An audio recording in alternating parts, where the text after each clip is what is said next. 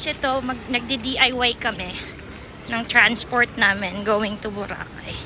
Para ma-experience din ni Ellie yung mga ganito. So, ito na guys. Nandito kami magta-tricycle kami. Hindi kami nag-rent ng van or anything. Thank you.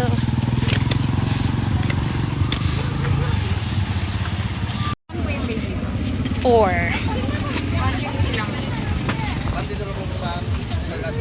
Hi, this is for the vlog. Say hi, ate.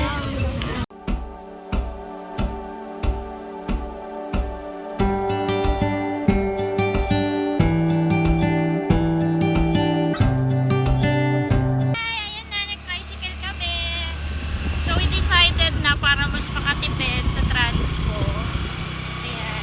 Hindi kami nag-book ng any advance na mga transfers from the airport. So we decided na i-experience tong ganitong transportation going to the beach.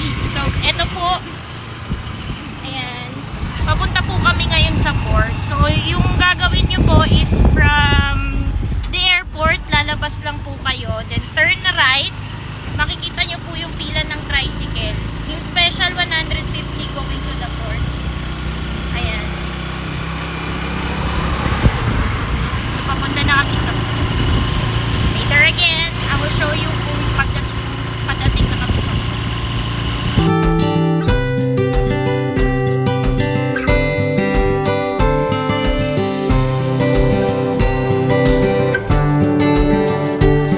Ito po, pagdating niyo po sa port, ipapakita niyo po yung booking confirmation from the hotel. And then, they will ask you to pay the terminal fee, environmental fee, and your boat fee. So, if you do DIY ng transpo nyo going to your hotel, you will save around 750 pesos to 1,000 pesos per pax. But if you think na hassle siya, then you can just book a transfer ahead of time. Eh kami po, hindi naman po kami nagmamadali, kaya we opt out na i-try tong experience na to. So Ellie can have another core memory for her. So ito po, pasakay na po kami ng aming boat. Ayan. Nagising din. Hi po, ito na po kami sa tawag dito, Bangka. Papunta na po kami sa hotel namin. So, need lang siyang punuin. So, kung nagtitipid kayo, this is the best option. Ganda ng anak ko, diba? Tsaka paalis sa akin. So, ayan, paalis na po kami. Hi, kuya! So sabi mo, what can you say about your experience about the boat? Are you happy? Are you still sleepy? You were not able to see the clouds.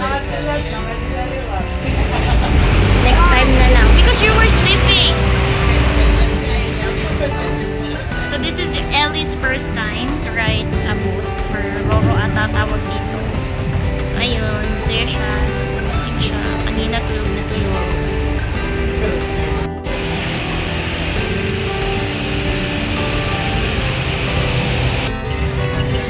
So hi, another tricycle moment na naman kami. Oh, we're going sa hotel namin. So kung weak ka, this is not for you. Eh kami, mahilig kami mag-try ng new things. Sinasama namin to para masanay siya. Mamaya ulit, nakarating na kami eh.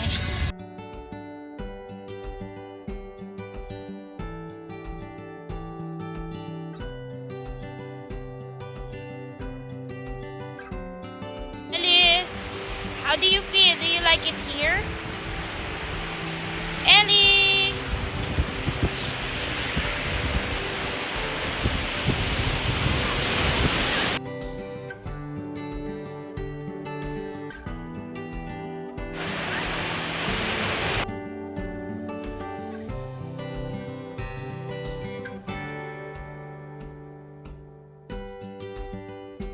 So ayun guys, papunta na kami sa hotel ni Laila. It's also one of the reason why we went here because it's her birthday and we are going to celebrate it with them. So bago yan, pumunta muna kami sa sikat na Jonas Fruit Shop. Happy birthday to you! Happy birthday, Laila!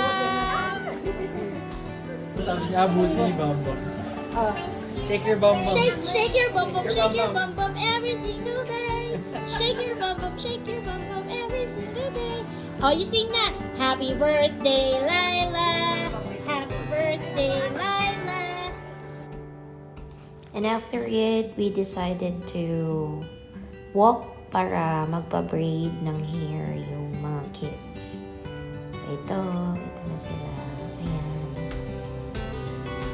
Parang hindi daw kasi kompleto yung experience pag di na-braid yung hair nila.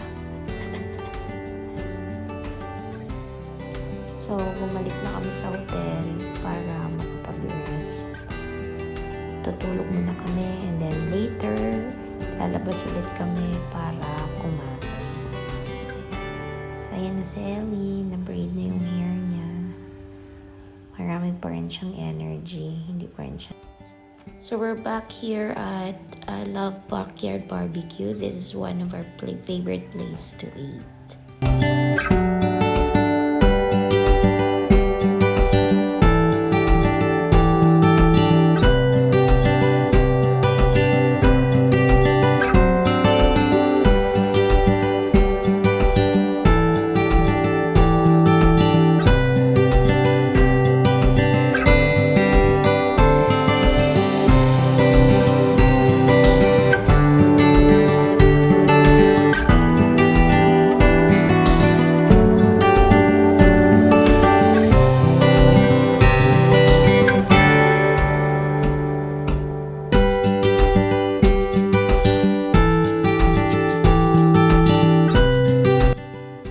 So we're now here as well at Coco Mama.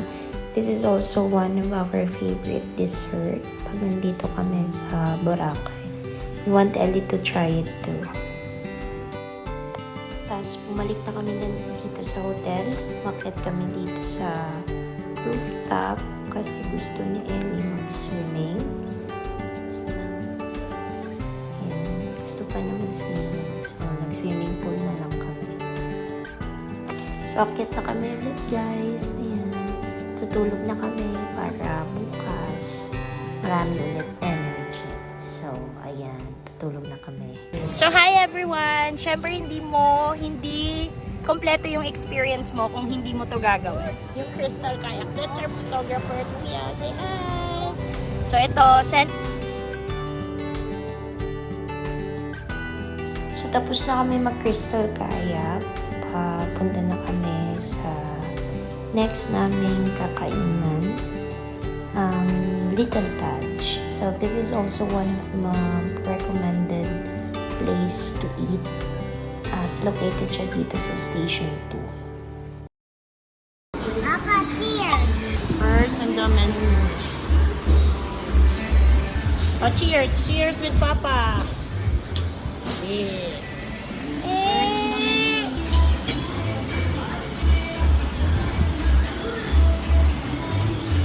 My super guwapong husband and my super pretty baby girl. We're here at Little Touch. So we're trying all the best food in town. So after our lunch, magde-dessert ulit kami. Same owner lang po to ng Coco Mama. Ito naman po si Ube Mama. Tatry din namin. Because last time wala to nung last punta namin. So, para kakaiba naman. Ube Mama naman.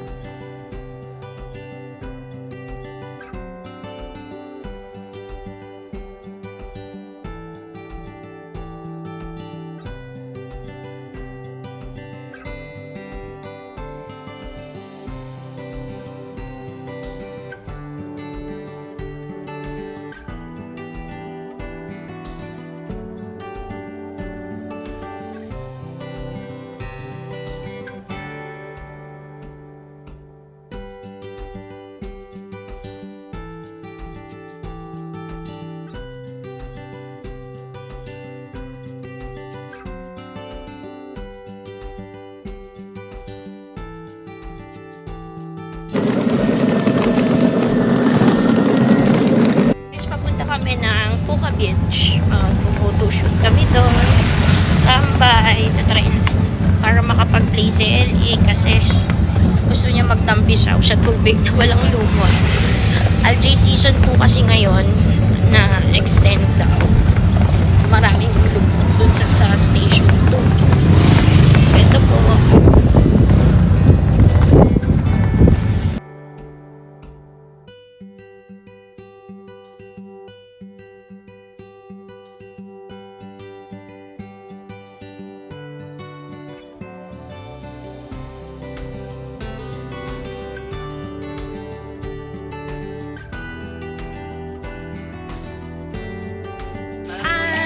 Kami ngayon nasa Boracay Beach.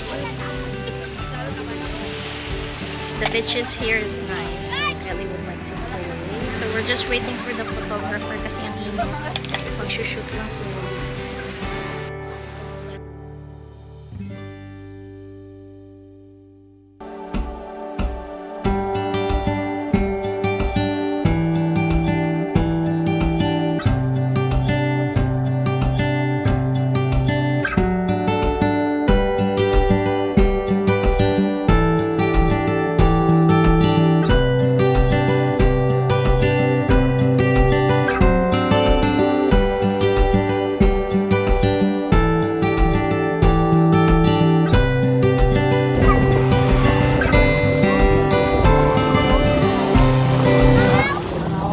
What are you doing?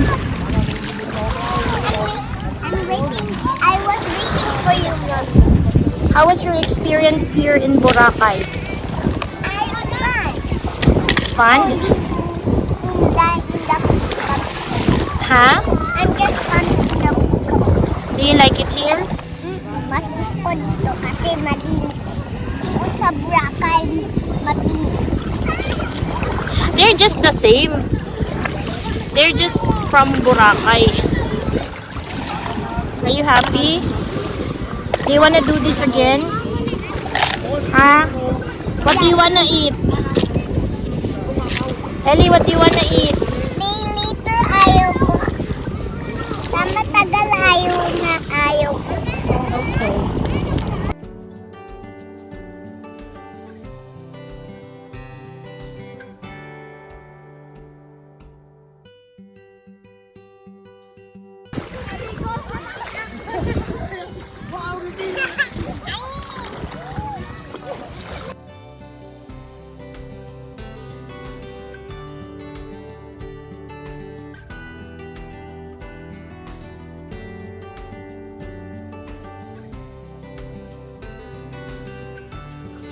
So after sa Puka Beach, dumiretso na kami dito sa Two Seasons because we would like to try the famous oyster sisig and Four Seasons pizza. So we would like to know kung masarap nga or hindi.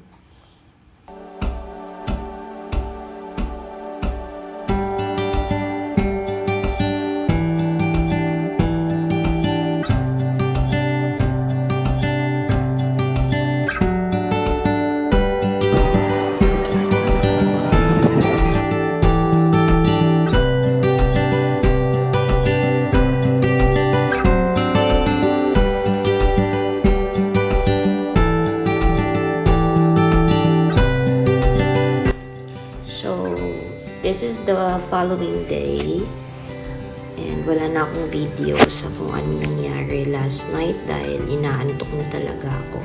Nandito naman kami sa ibang kainan. Lagi namin to nakikita madaming tao. So we would love to try yung delicacy nila or yung pagkain. So this is the main reason why we don't splurge so much with hotel and accommodation because we would love to eat everywhere. So, we're back at the beach again. Ayan. Mamaya ulit kaming gabi matatapos because Ellie really loved to swim and to play with the sun. So, inayaan namin siya hanggang magsawa.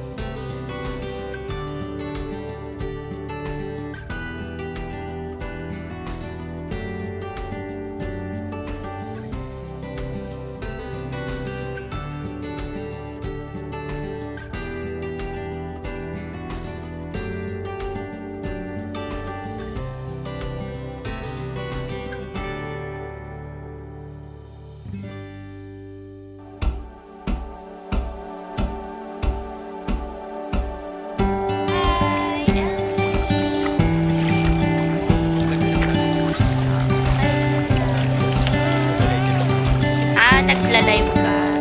Siya kasi may page eh.